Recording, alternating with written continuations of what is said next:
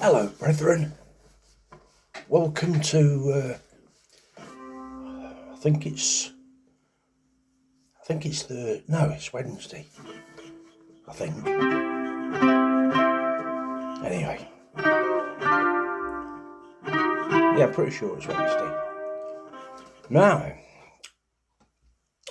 what's happened to me? Well, yesterday afternoon, I had another collision with my electric chair and the manual one, where the casters all got twisted up in each other. And I thought it was going to have to. And then, well, I came in on my electric chair and I've got this bag that I take outside with me. So I can, it's got a drink in it, it's got me Bluetooth speaker, plastic glass, that sort of stuff. And I take that out with me. And then when I come back in, I hang it up on the hook thing. And I hung it up and it just fell off straight away. So it's like right near the wheel of my electric chair. So I backed away to try and grab it, but then got caught onto the manual chair somehow. So I'm dragging that round everywhere, and then I'm thinking, I'm going to have to phone Claire up and get her to save me again. But I managed to get out of it in the end. So that was, another. They're very dodgy, these electric chairs. I mean, they're good, but they're dodgy. They're just very powerful for an old chappie like me.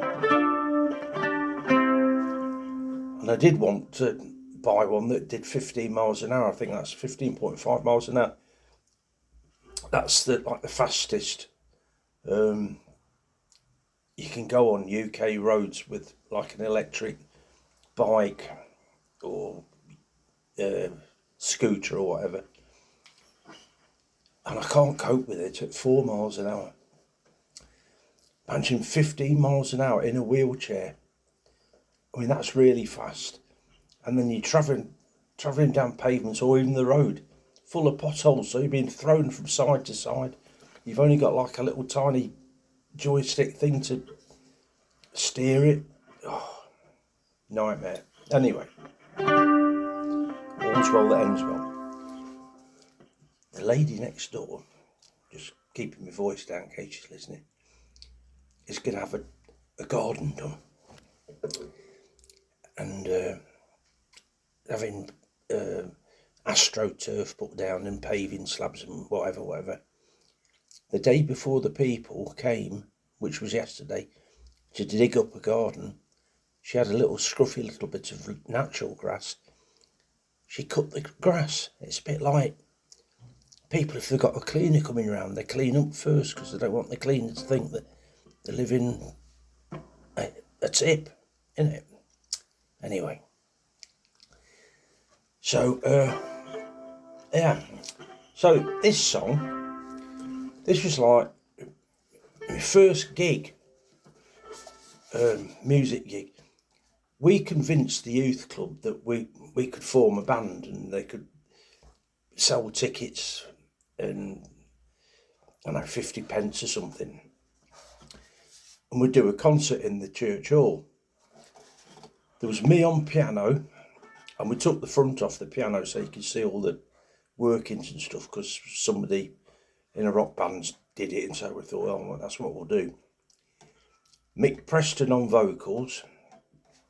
He was quite good on vocals. And then this chap called Mark, who was like a couple of years older than us, little bit sort of nerdy looking, but give him an electric guitar. Wow, absolutely. He was flying up and down the neck, absolutely.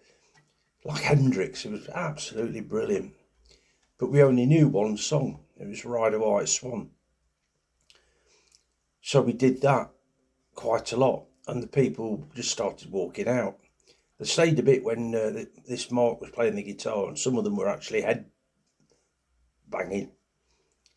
But I think there were 3 of them. And everybody else just wanted the money back and all the rest of it. But yeah, we ought to have learnt more than one song, shouldn't we? And it was Ride a White Swan. And not a lot to it, but weird lyrics. Oh, and I'm playing on the, what's this one called? It's made by Flight, Victoria. So it's Victoria, and it's got a pickup in there, like under the saddle there, pizza pickup. So, and it's plugged into the electric via the Bluetoothy thing. Ride it on out like a bird in the skyways. Ride it out like you were a bird. Fly it all out like an eagle in the sunbeam. Ride it out like you were a bird.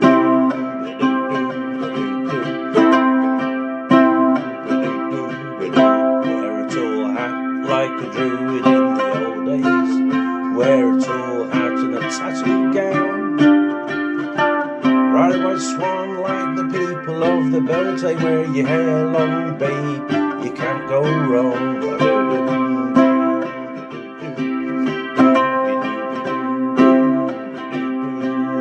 Catch a bright star and place it on your forehead. Say a few spells and baby, there you go. Take a black cat and sit it on your shoulder, and in the morning you'll know all you know.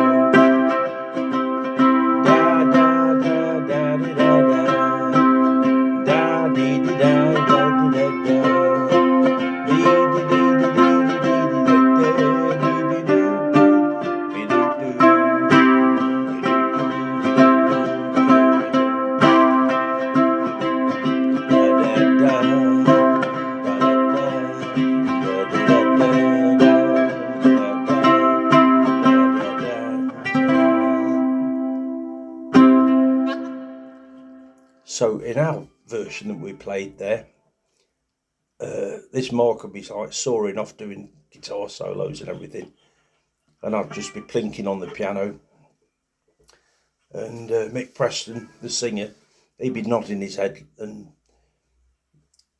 getting the microphone and pretending it's a guitar, you know, like rock singers do.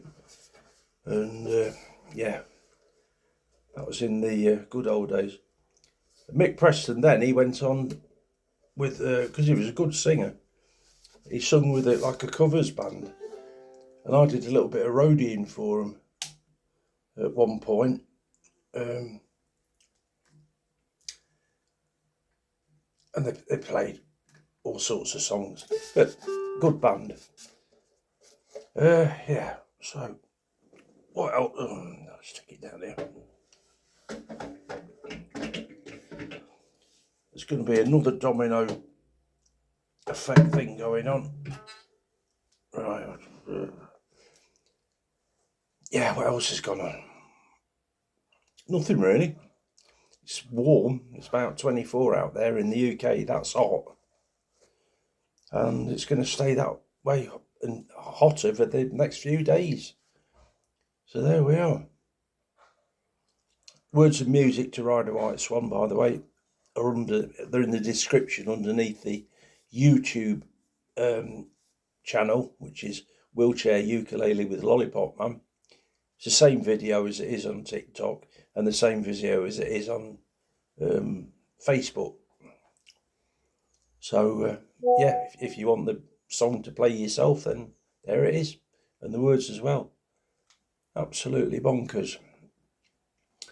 And oh yeah, good news, I've got housing benefit awarded to me and a refund of council tax coming my way as well, which is all very nice, because I look at my balance, my bank balance, and it's all dwindling, and I sort of want the money in to equal the money going out at least. So I've always got a couple of quid. So I think this will actually act as a stopper, so I won't be destitute. But there we are. They'll probably stick me in a care home or something, and then I'll have to pay me way by doing songs for them, which I did in the last care home they put me in, my penitentiary. did a gig for them and stuff like that. And there was a woman in there, can't remember her name, but I won't say, who liked to drink. And when I first moved in, she lived on the same floor. And she came in, she says, "Oh, I've written some stories, would you like to read them?" And I thought, "Oh, yeah, it's all right." And then she's looking on the sideboard, and there's a couple of bottles of wine in that. So she says, "Oh, what are they?" Like, so, never seen those before. But it turns out she'd definitely seen them before. And I says, "Oh, it's wine. Would you like a glass?" "Oh, I don't know if I should." I said, "Oh, yeah, be all right." She downed a whole bottle in about 20 minutes. And the next day she's come back for more. And anyway, their senior nurse came in and she says, "Can you not give her alcohol because she's got a big problem with it?" So I says, "Oh, okay." I says, "Have you told her not to ask for it?" She says, "Oh, yeah, I've told her." Anyway, off she went, this chief nurse. A couple of minutes later, in comes this woman again. This time she wants whiskey. Bonkers. And then, when I was in my first penitentiary, there was this woman that used to walk around a little bit sort of, she's got Alzheimer's, I think, and that, and wander around being a bit vague and that. And me and this lad called Mike, who had one leg, and another lad called John, who was it catatonic? He couldn't speak, and he'd had a stroke, so like his left side was bad, so he couldn't do zips up on his clothing and that. But he was all there. I mean, his brain was all there, very smart, and he could have a conversation with him. He couldn't speak back, but all his responses, you could see his face, and absolutely at the right times and that. And it was like you're talking to somebody who's talking back at you, a bit like me talking to this camera. And anyway, so we'd have a bottle or something like that. Anyway, this woman came by, and the top was completely sealed on the screw top, but it hadn't been broken. Standing on the table, she's walking past, whoop, she's nicked it, unscrewed it, and she's like glugging it down. And I go, whoa, you can't drink that, we can't have that. And I'm like wrestling to get it off her. And that was another one that got reprimanded for allowing people to drink booze when they shouldn't be drinking booze. But they let me drink booze because I got, what do they call it? All my marbles, basically. Could make decisions. Not always the right ones, but could still make decisions. But yeah, strange places are these penitentiaries. So I'm going to go and sit outside in a minute because it's a nice afternoon, and I've got my sun cream on. I've got my Factor 50,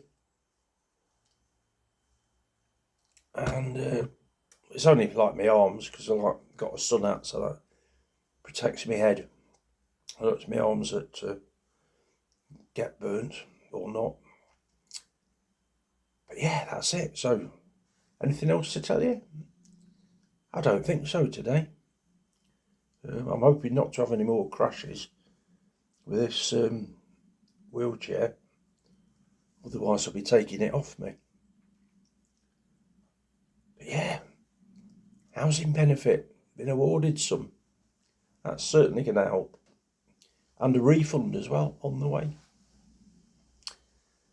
For something or other, which I don't know what it is. Might be benefit or something, overpaid. I don't know. Don't really follow me finances. I mean, it's like a phone app I've got, and I can see what my balance is.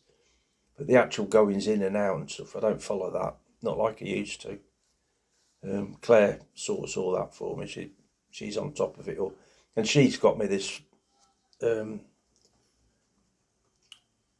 refund, and she's got me the housing benefit as well. like being on the phone for ages with these people, trying to talk to them, and got to send in copies of statements and all the rest of it. So she's really good at that. So it's all worked out nicely. Yeah, right, okay. Well, thanks for commenting. Thanks for liking and sharing. And all being well, I'll have another song and maybe another story for you tomorrow. All right. Okay, everybody. Thanks for coming. Bye.